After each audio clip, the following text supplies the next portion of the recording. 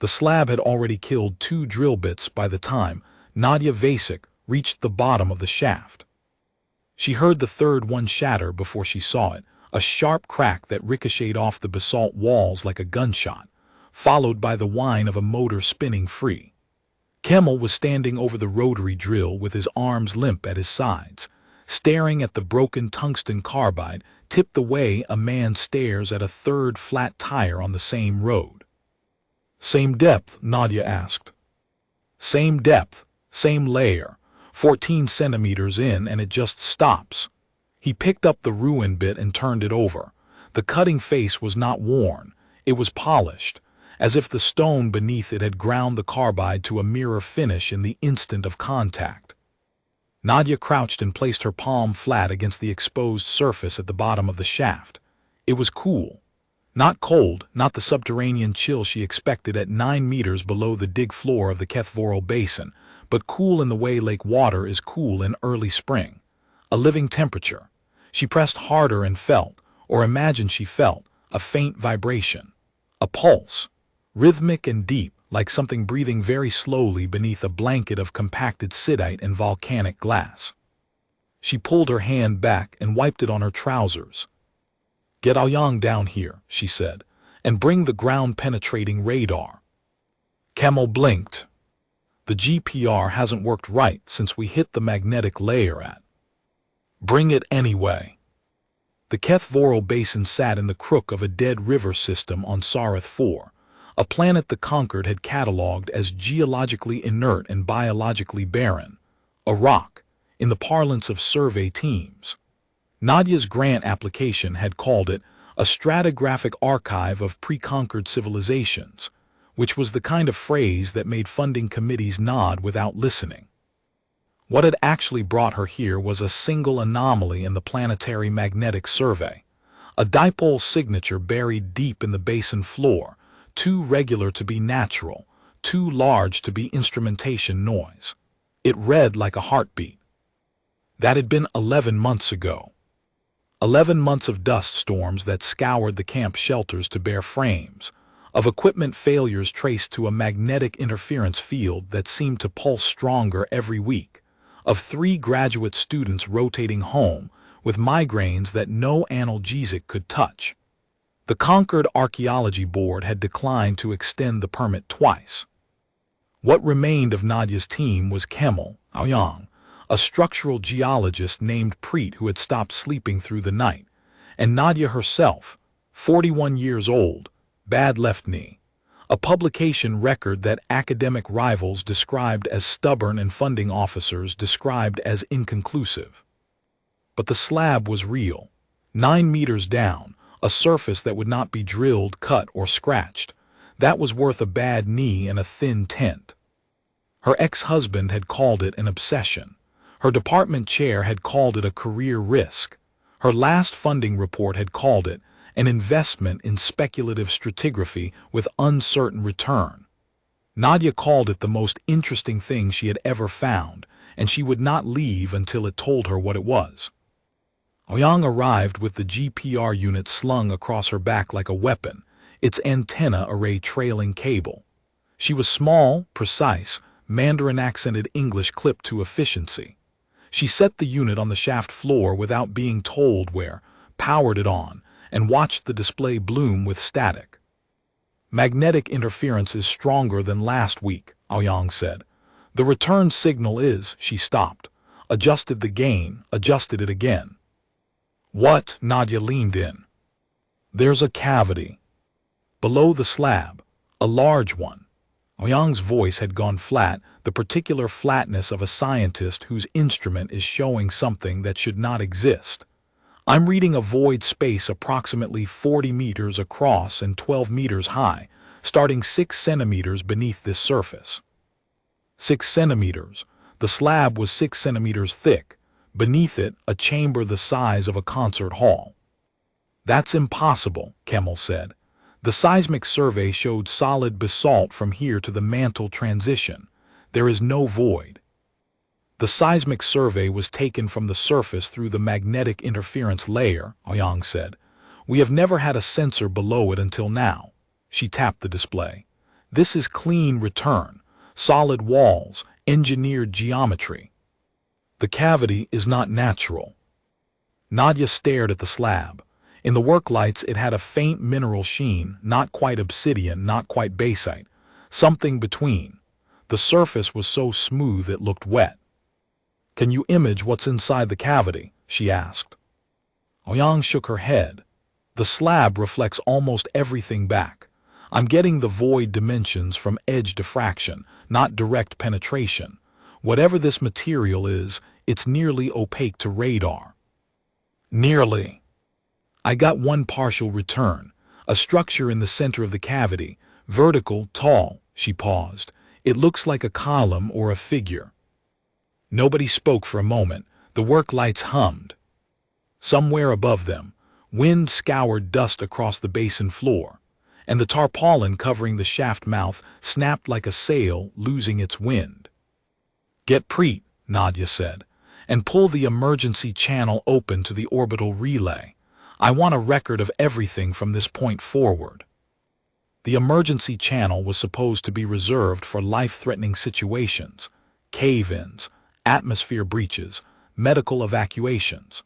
Nadia activated it anyway and let the relay satellite begin continuous recording. If the Concord board wanted to revoke her permit for misuse of emergency bandwidth, they could revoke it from the far side of a discovery that would rewrite their textbooks. She sent a compressed data burst, GPR returns, seismic logs, her own field notes from the past 3 weeks of failed drilling, and watched the upload indicator crawl. The magnetic field was already degrading transmission quality. What should have been a 4-second burst took 40. Preet arrived carrying his geological sampling kit and wearing the expression of a man who had given up expecting anything normal from this dig. He knelt beside the shaft and ran his own hand across the slab surface. "It's warm," he said. "I thought it was cool," Nadia said. Preet looked at her. "It's warm now." She touched it again. He was right. In the 20 minutes since she had last touched it, the surface temperature had risen. Not dramatically, perhaps 4 degrees, but the direction was wrong. Underground surfaces do not spontaneously warm, unless something beneath them is generating heat. "It knows we're here," Kemal said quietly. "Don't," Nadia said, "don't anthropomorphize." But she had thought the same thing. And when she lifted her hand from the slab this time, there was a faint residual glow where her palm had been, a blue-white luminescence, gone in seconds, like a handprint left on fogged glass. She told no one about that. She did not know why. Perhaps because it felt private, an exchange between her hand and the surface, a conversation that had not included anyone else. Perhaps because she was afraid that naming it would make it stop. Over the next 6 hours, the slab changed. Not dramatically, not in any way that could be called sudden, but steadily, undeniably. The temperature continued to rise, stabilizing at approximately 37 degrees Celsius. Human body temperature. Preet ran the reading 3 times with 3 different thermocouples. The number did not change. The vibration Nadia had felt became strong enough to register on Preet's portable seismograph. A rhythmic pulse at 1.2-second intervals, perfectly regular, never varying.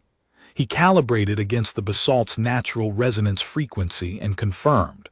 The pulse was not geological, it was generated. Something below the slab was producing a metronomic signal at a frequency just below the threshold of human hearing. And it had been doing so, he estimated, based on harmonic decay patterns in the surrounding rock, for approximately 62,000 years. 62,000, Ouyang repeated. That predates every civilization in the Concord registry. By a considerable margin, Preet said. At hour 4, the surface began to emit light. It started in the hairline fissures that networked across the slab, channels so fine they were invisible until they began to glow. A pale blue-white luminescence, thin as thread, tracing geometric patterns that spread outward from the center of the exposed surface in concentric rings. The patterns were not random. They were not crystalline. They were, unmistakably, designed, glyphs and interlocking curves and angular forms that repeated with the precision of a manufactured circuit. Ouyang photographed everything. She burned through 2 battery packs on the mechanical shutter camera, the only imaging device still operational in the magnetic field. Preet recorded the seismic data on analog tape. Kemal stood at the shaft rim and watched with his arms folded, and Nadia could see in his face the same war she was fighting in her own chest, the desire to be excited, to be awed, wrestling with something older and less rational, a wariness. A sense that they were not discovering something but disturbing it. At hour 5, the glyphs began to move. Not physically, the lines were etched or inlaid in the slab and did not shift position. But the luminescence traveled through them, flowing like current through a circuit, pulsing outward from the center in waves that matched the 1.2-second heartbeat. The effect was hypnotic. Nadia had to force herself to look away, and when she did, the afterimage of the glyph pattern floated in her vision for several seconds, superimposed on the basalt walls like a projection. "I'm reading an electromagnetic field increase," Ouyang said. Her voice had taken on an edge. "Significant.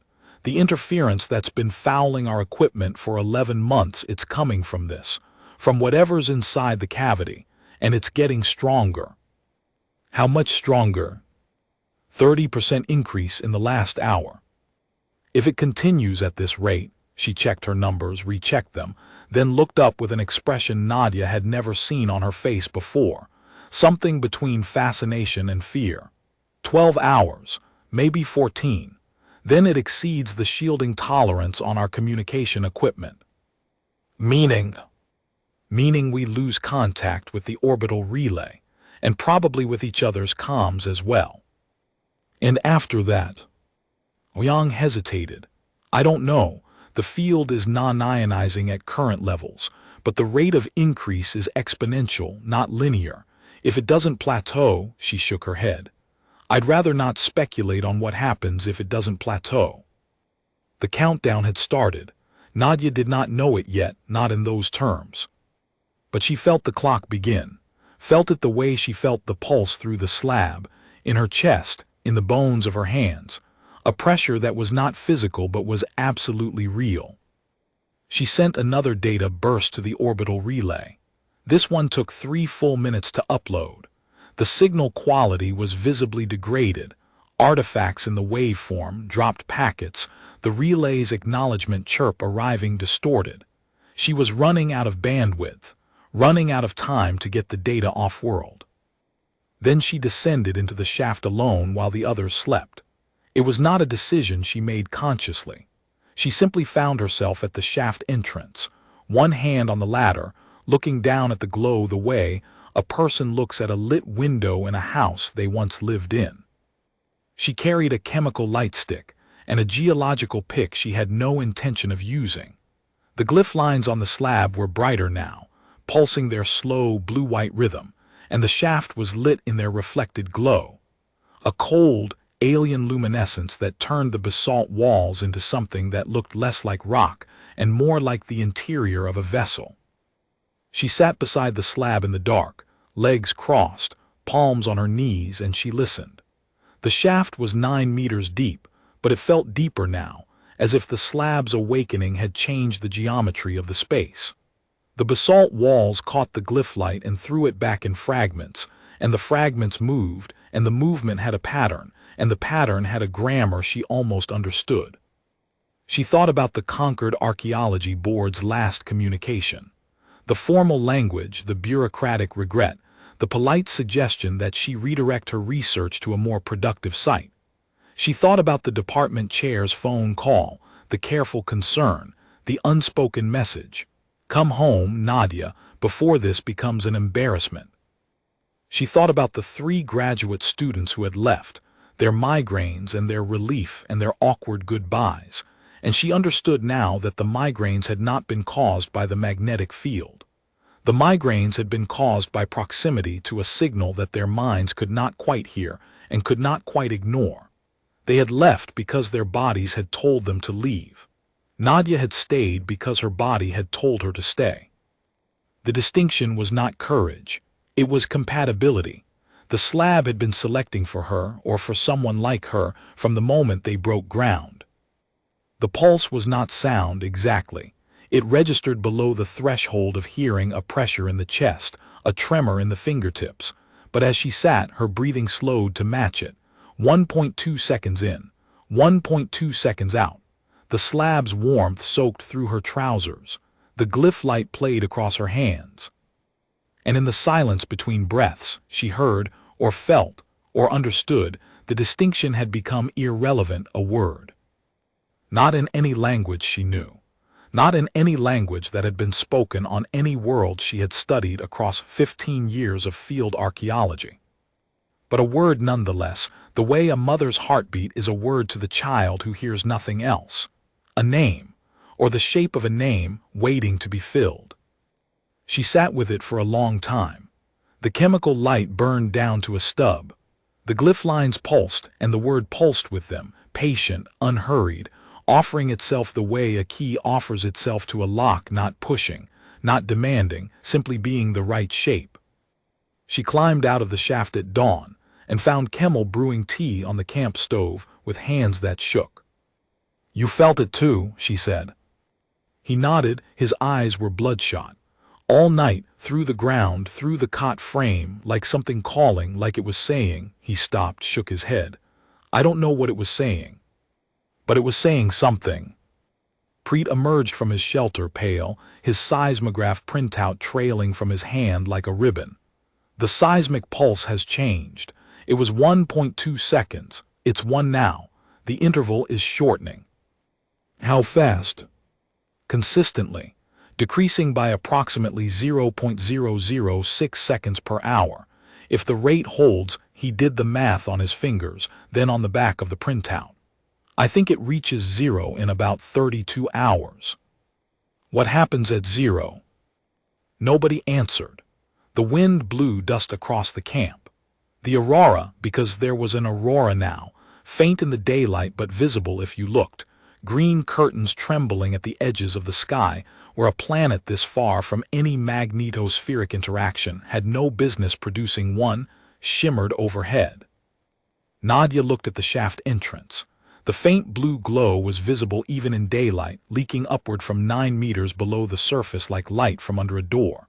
She understood that whatever was inside the cavity was waking up, not responding to them, not reacting, waking, on its own schedule at its own pace.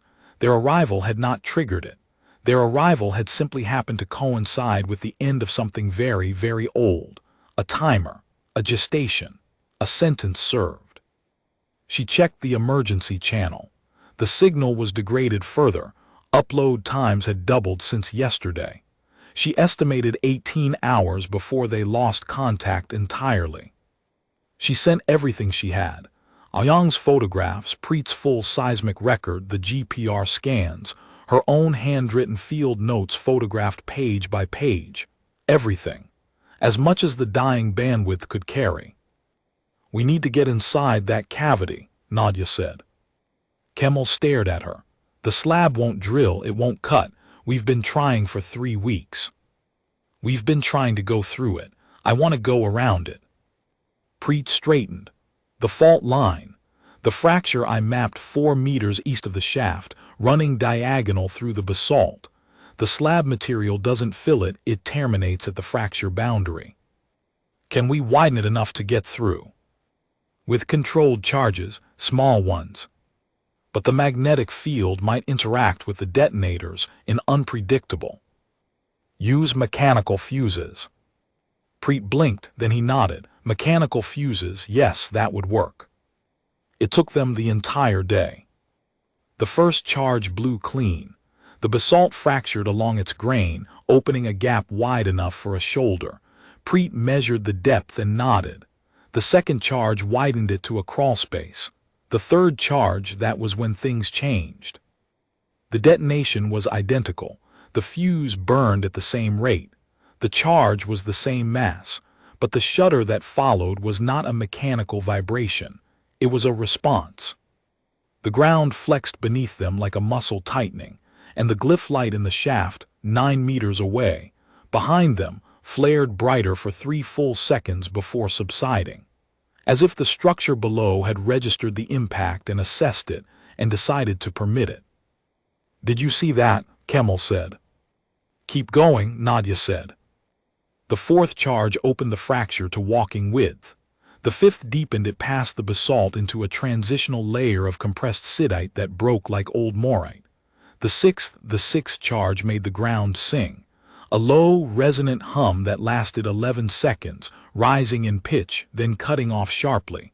Not a cave echo, not a resonance artifact, a tone. A single, sustained, produced tone, as if something below had vibrated a surface at a specific frequency in response to the percussion. Kemal sat down on the basin floor and put his head between his knees. "I don't like this," he said. "I don't like this at all." "Noted," Nadia said. "Keep going." The remaining charges went faster. Each detonation produced the same flinching shudder, but the tone did not recur. Nadia felt every blast in her bad knee, in her teeth, in the base of her skull. Preet's face lost another shade of color with every charge. Ouyang said nothing and set each mechanical fuse with the precision of a watchmaker, her expression blank and professional, the expression of a person who has decided to observe rather than feel. By late afternoon they had a passage, narrow, angled, rough-walled, descending at 30 degrees into the dark. The basalt smelled of sulfur and burnt mineral. The air coming up from below was warm, not uncomfortably so, but noticeably, persistently warm. 37 degrees, body temperature. The electromagnetic field was palpable now. Nadia's handheld instruments had stopped working hours ago. Her wristwatch had stopped. Kemal's camera display showed only static. They carried chemical light sticks and a mechanical compass that Preet had dug out of a teaching kit, the only navigation tool unaffected by the field. "The pulse interval is at 0.7 seconds, Preet said, reading the last printout from the seismograph before it, too, had died. "We have about 19 hours to zero." Nadia went first. She always went first. Not because she was brave, but because she was the principal investigator, and if something went wrong, the paperwork would be simpler if she was the one it went wrong for. She had made that joke at the start of every field season for 12 years, and nobody had ever laughed, and she had never stopped making it. The passage narrowed, then widened. The chemical light caught the sheen of the slab material. It was all around them now, forming the walls and floor of a transition space between the fractured basalt and the cavity proper. The glyphs were everywhere, dense as text, pulsing with a light that was stronger and steadier than what they had seen on the slab surface. Gold now, not blue-white. The color had shifted, warmer, deeper, the light of something that had been waiting to be seen. The passage opened into the cavity. Nadia stopped, she stood, she breathed. It was larger than the GPR had suggested. The ceiling vaulted upward beyond the reach of her chemical light, curving in smooth arcs that bore no chisel marks, no seams, no evidence of construction, as if the chamber had been grown rather than built, or shaped by a technology that did not distinguish between the two. The walls were the same material as the slab, polished to a depth that seemed to drink the light and hold it. The floor was seamless. Dust lay in a thin, undisturbed layer that had not been touched since it settled, and Nadia understood with a visceral certainty that nothing had walked this floor in a very long time. Thousands of years, tens of thousands, more. And in the center, the figure. It stood 12 meters high. Humanoid in the way that certain cathedral statues are humanoid, the suggestion of shoulders, the column of a torso, the arch of a bowed head. But the proportions were wrong for any species in the Concord's registry. The limbs were too long, too slender, articulated at joints that did not correspond to any skeletal structure she had studied. The hands, if they were hands, hung open at its sides, palms forward, fingers slightly spread, in a gesture that could have been welcome or surrender or grief. The face, if face it was featureless, a smooth ovoid surface without eyes, mouth, or marking, a blank waiting to be read. The material was the same as the slab, the same as the walls. But where the walls were dark and still, the figure was alive with light. The glyph lines ran across its entire surface, chest, arms, the long sweep of its legs, the curve of that blank face pulsing with gold luminescence, and the patterns were dense as scripture, as if the figure's entire body were inscribed with a message that had been waiting 62,000 years to be read. Kemal made a sound behind her, not a word. A sound low, involuntary, the kind of noise a person makes when something they have been prepared to believe is impossible turns out to be real.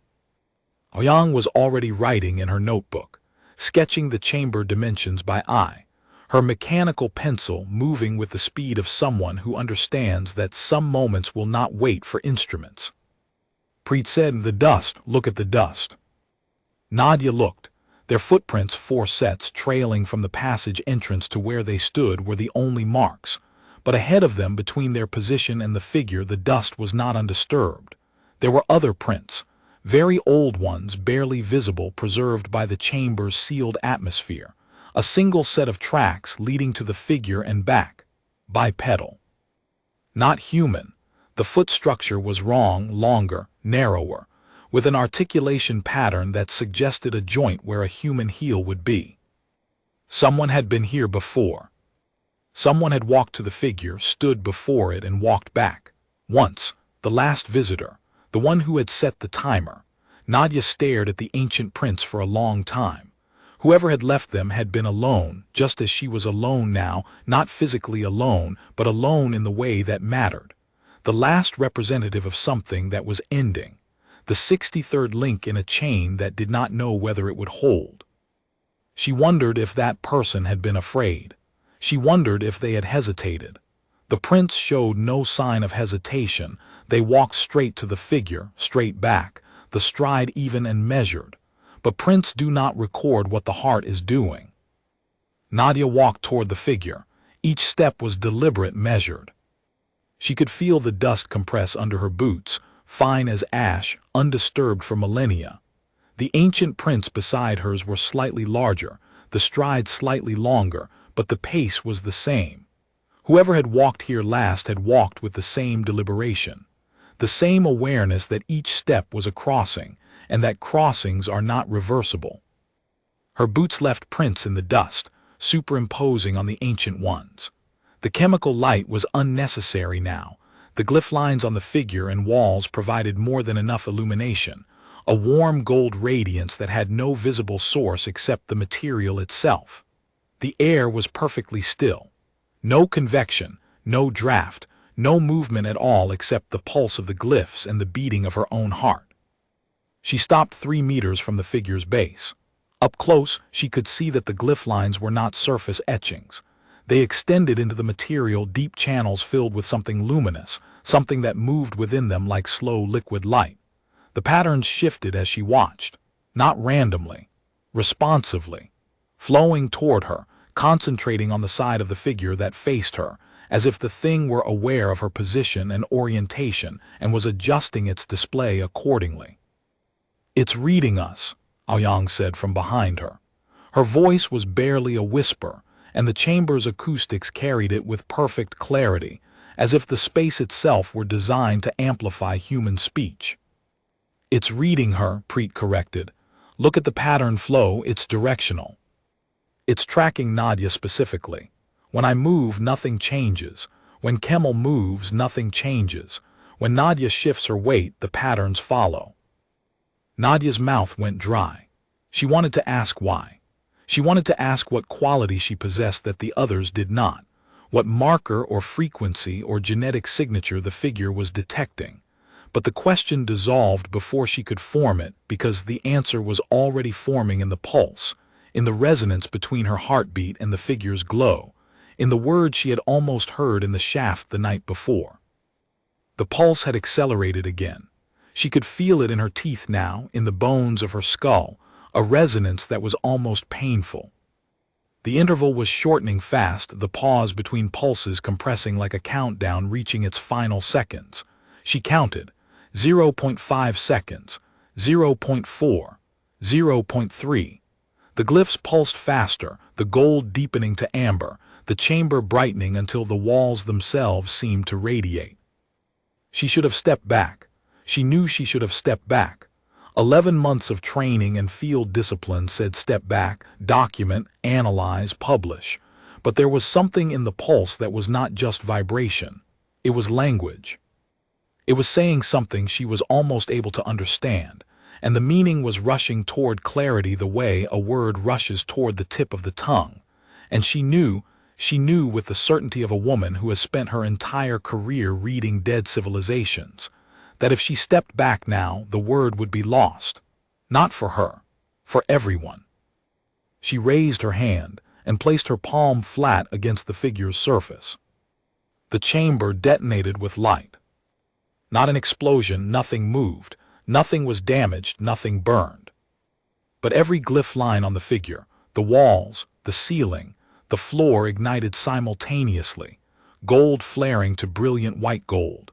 And the chamber went from radiance to something beyond radiance, a light so total and so penetrating that Nadia shut her eyes and still saw the patterns burned into her retinas, dense and intricate and reading like scripture written in fire.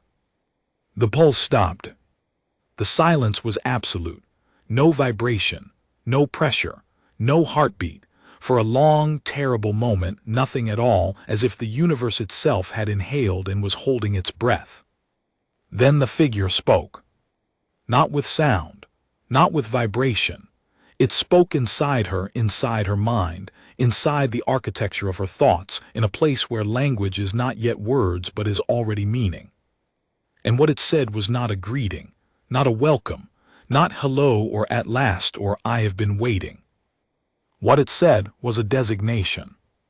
Keeper of the long record. 5 syllables in whatever original language lived beneath the translation her mind performed automatically, the way the brain translates a mother's expression into emotion without conscious effort.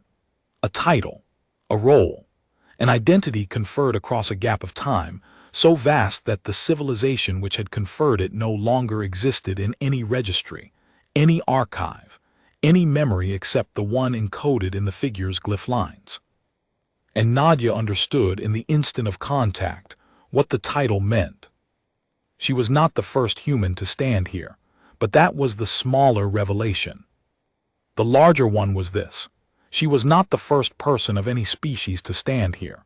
She was the 64th, and the 63 before her, spanning thousands of generations and dozens of civilizations that had each risen and fallen and left nothing but geological strata, had each received the same designation. Keeper of the long record. The figure's internal archive unfolded like a book opening, not all at once, not in a flood, but in measured, precise increments, each one arriving as comprehension caught up to the previous. Images, data, history, a record of visitations spanning 62,000 years. The first visitors, a species she did not recognize, tall and angular, who came with instruments that sang when they touched the figure's surface and who understood immediately what it was. They recorded everything. They built relay stations of their own, 7 of them, placed on worlds along the rimward approach, each containing a smaller version of this figure, each calibrated to recognize the same qualities: persistence, solitude, an inability to walk away from an unanswered question. They lasted 4,000 years before something consumed them. The archive did not say what, only that it came from the direction of the signal.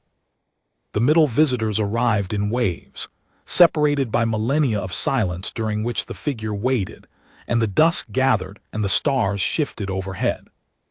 A species that communicated through bioluminescence, who read the figure's glyph lines as naturally as reading their own skin, and who transcribed the warning into patterns of color that they broadcast from their homeworld's upper atmosphere, visible from orbit, a planet-sized warning sign that burned for 800 years until their sun went nova.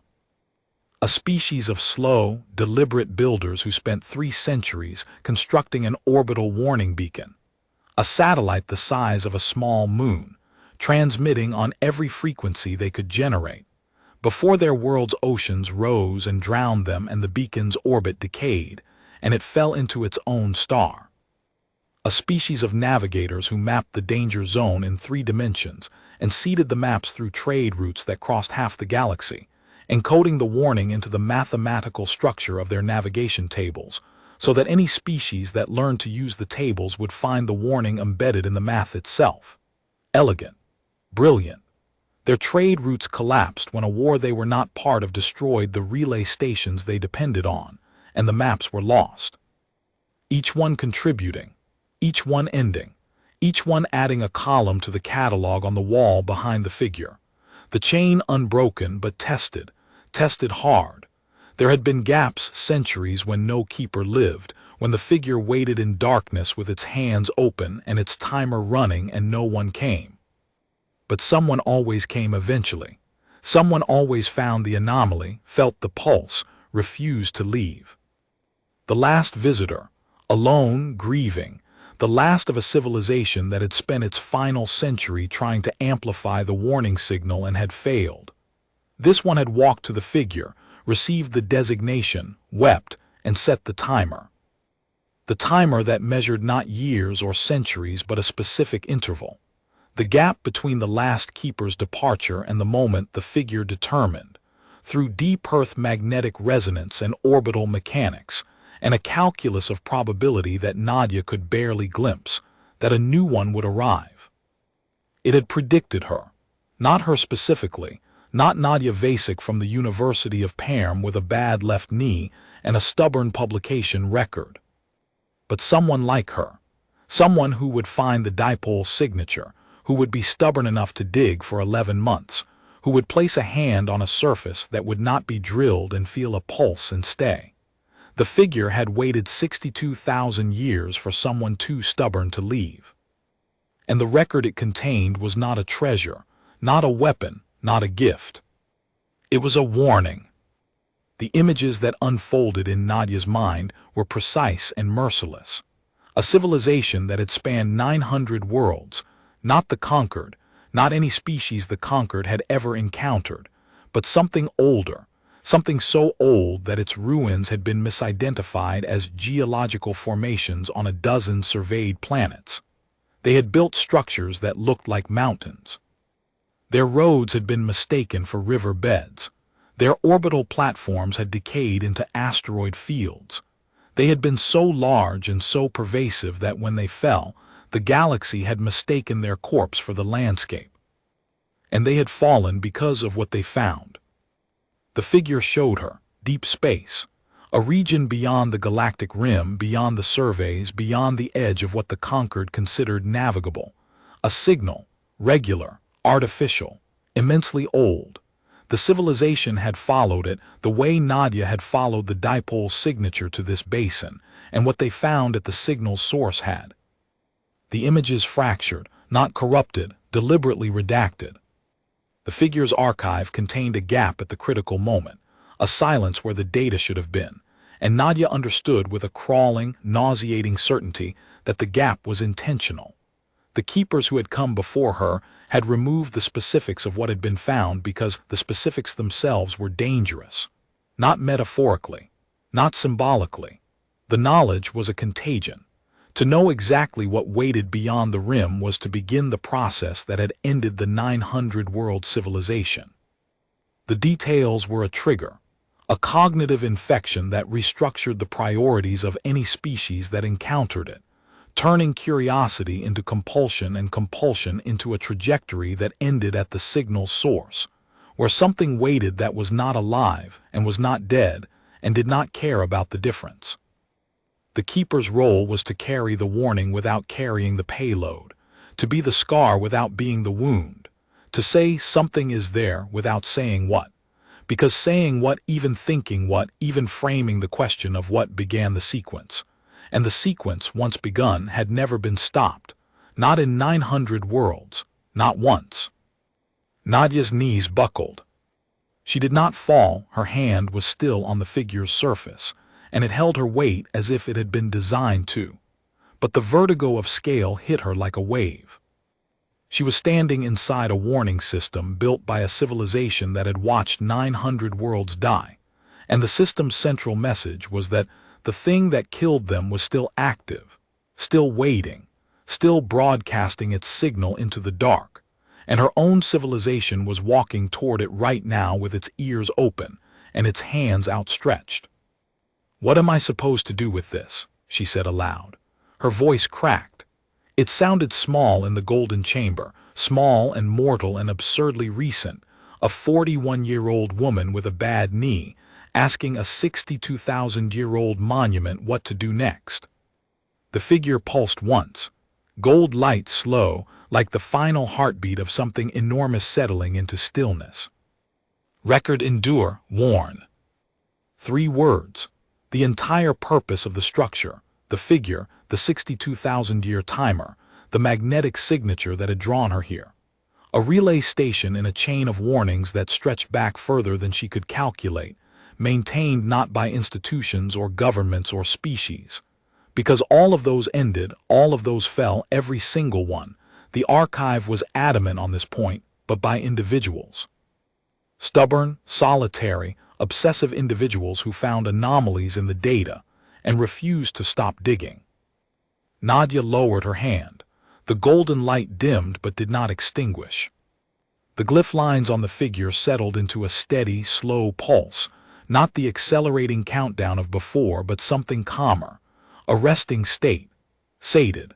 The timer had reached 0, the keeper had arrived, and the figure had done what it was built to do. Behind her, Kemal was sitting on the chamber floor with his hands over his face. Not weeping, just covering his face, the way a man does when the thing he's looking at is too much to look at and too important to look away from. Preet stood rigid, staring at the ceiling, where glyph lines traced constellations that Nadia recognized, current constellations. The sky as it appeared from this planet in this epoch, updated in real time by a mechanism she could not fathom. The figure was oriented. It knew when it was, and where, and what stars hung above it. It had been keeping time for 62 millennia with a precision that made atomic clocks look like sundials. Ouyang was writing. Of course she was writing. She had filled 4 pages of her field notebook already, documenting everything she could see by the light of the glyphs, because that was what scientists did when the instruments failed and the world changed shape. They wrote it down. "I received a transmission," Nadia said. She chose her words carefully. Her voice was steady now, steadier than she felt. "A record, historical data on a civilization that predates anything in the conquered registry by at least 50,000 years. 63 individuals across that span, each receiving the same message from this structure. I am the 64th. "What message?" Preet asked. His voice was strained. Nadia paused. She could feel the archive inside her, not like a file stored on a drive, but like a memory she had always had and only just recalled. The shape of it was vast and the details were precise except where they had been deliberately removed, and the gap where they had been removed ached like a missing tooth, a phantom limb, a door she could see but could not open. "A warning," she said. "There's something beyond the galactic rim, something the old civilization found. It ended them, all of them. 900 worlds gone, and this." She gestured at the figure, at the chamber, at the 62,000 years of silence they had broken.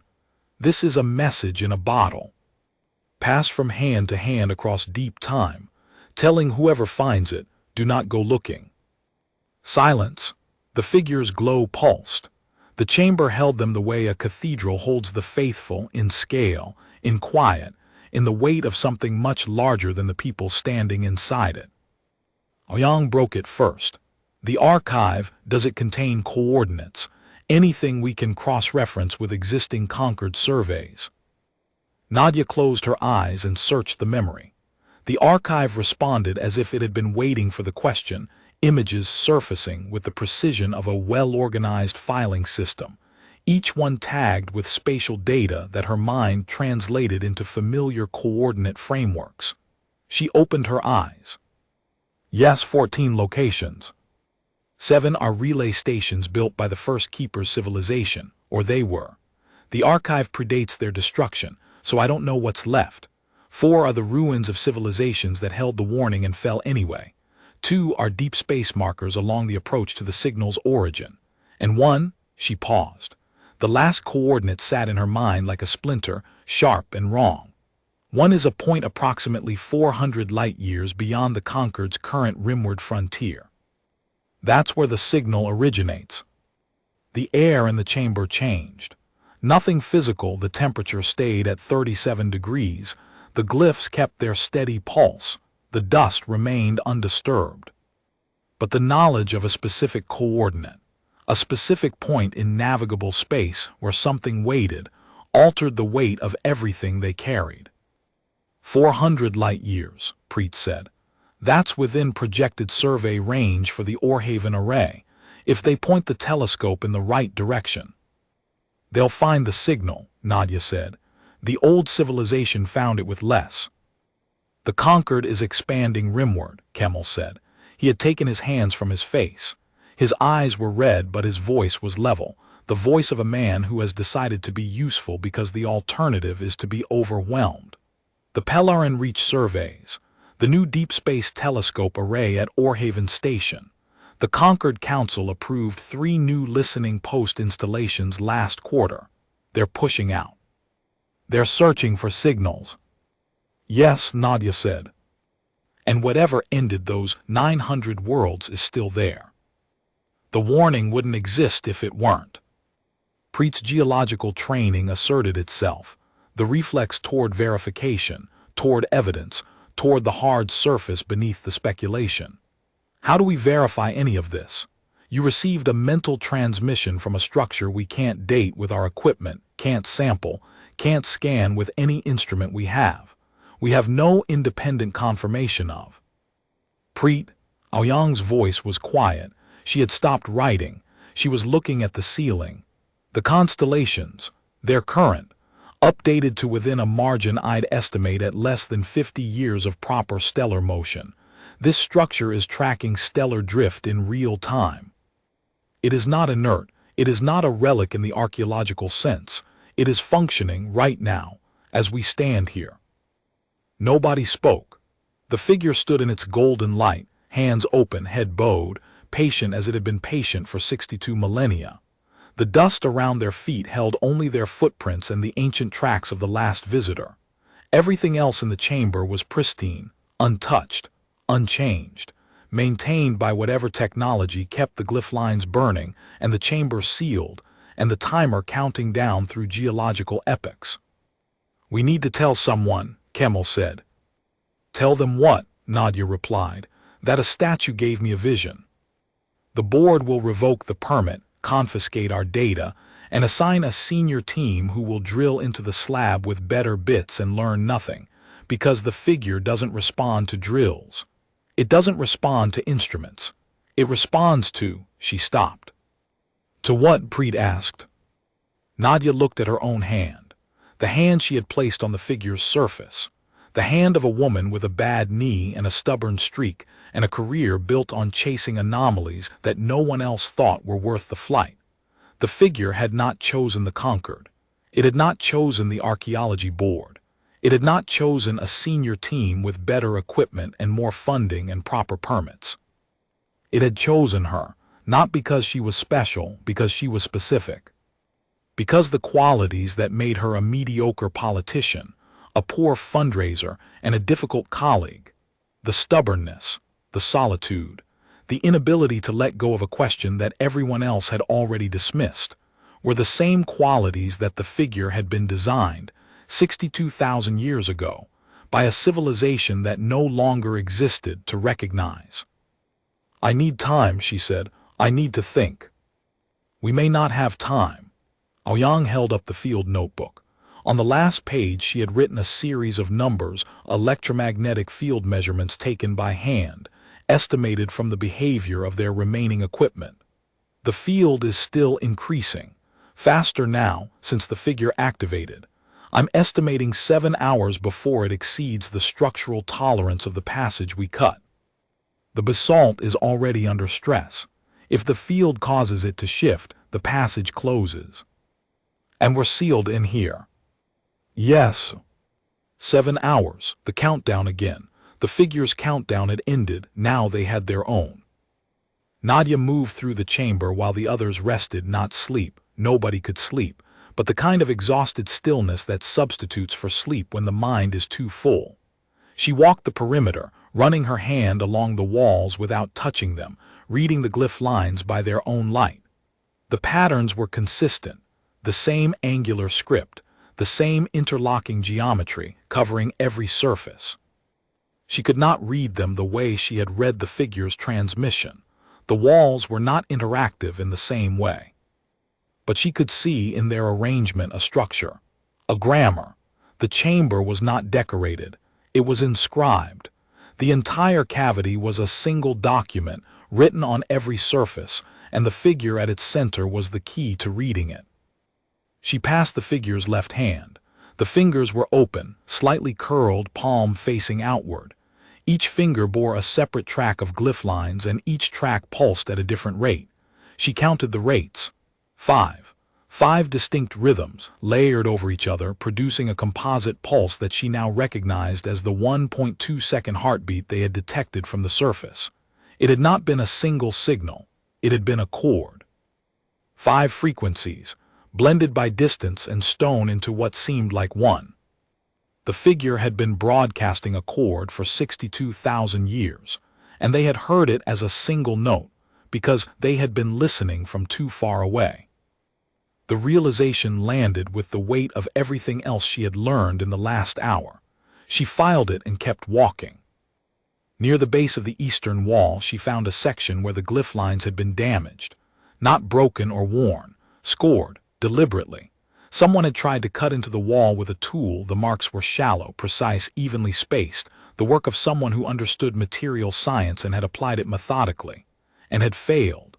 The cuts were barely a millimeter deep, and the glyph lines passed through them uninterrupted, as if the damage had healed, or had never fully registered. The wall remembered its own shape. The archive supplied the context without her asking. The 31st Keeper, a species of engineers who had tried to extract the warning material itself, to carry the chamber's technology with them rather than just the message. The figure had permitted the attempt. The walls had repaired themselves. The Keeper had understood eventually that the warning was not a thing to be taken. It was a thing to be lived. And in the far wall, behind the figure, she found the catalog. It was a section of glyphs arranged differently from the rest, columns instead of flowing text, each column headed by a symbol that pulsed brighter than its neighbors. She counted the columns, 63. And in each column, a sequence of subsidiary glyphs that she understood without being told, were names, entries, identities. The Keepers, 63 of them across 62,000 years. Each one had received the warning, had carried it forward in whatever way they could. Some columns were long, those Keepers had done much, had spread the warning widely, had built relay stations, had seeded trade routes with cautionary maps, had encoded the message in cultural myths that survived the collapse of their civilizations. Some were short, a single glyph, a single name, a Keeper who had received the message and died before passing it on, a link in the chain that held but only barely. The chain had never broken. 63 links, each forged in a different hand, each tested by time and entropy and the natural tendency of civilizations to forget what they do not want to remember. And now she was the 64th. She looked at the bottom of the last column. Below the 63rd Keeper's name was an empty space, a gap where the next glyph would be inscribed. Her glyph, her name, her entry in a record older than her species. As she watched, the empty space began to glow, faintly at first, then brighter, not with a completed glyph but with the outline of one, a template, a space prepared, waiting for her to fill it, not with her hand, not with a tool, but with her life, with what she would do with the warning she now carried. Record endure, warn. The figure's words, the Keeper's charge. She had not agreed to it. She had not been asked. The figure had conferred it the way gravity confers weight, not as an offer but as a fact of proximity. She was the Keeper of the long record now, whether she accepted the title or not, because the knowledge was in her and could not be removed any more than a memory can be removed from the mind that holds it. And the knowledge was terrifying. Not the redacted part, the gap where the specifics had been stripped was frustrating but bearable, a closed door she could feel behind but could not open. What was terrifying was the scale. The civilization that had fallen was larger than the conquered, older, more advanced.